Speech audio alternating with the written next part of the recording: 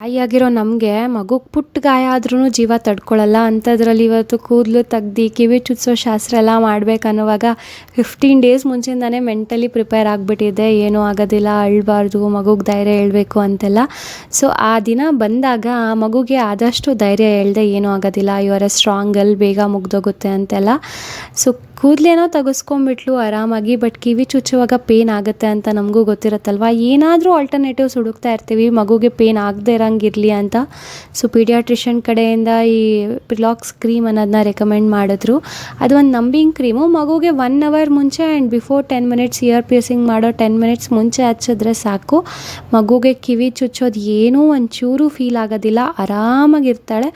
And also after care ಅಷ್ಟೇ. ಆ ನಂಬಿಂಗ್ cream ಇಳಿದ ಮೇಲೂ ಏನೂ ಪ್ರಾಬ್ಲಮ್ ಆಗೋದಿಲ್ಲ. ಸೊ ಅದಕ್ಕೋಸ್ಕರ ನಾನು ಈ ವ್ಲಾಗ್ನ ಶೇರ್ ಮಾಡ್ಕೊತಿದ್ದೀನಿ.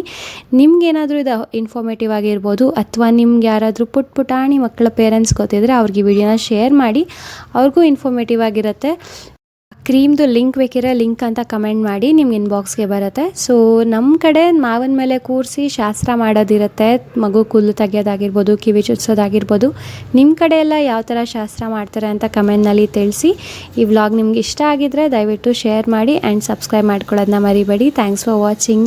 ಎಲ್ಲ ಆದಮೇಲೆ ಈ ಪುಟ್ಟ ಕಿವಿಯಲ್ಲಿ ಓಲೆ ನೋಡೋಕ್ಕೆ ಎಷ್ಟು ಚಂದ ನೋಡಿ.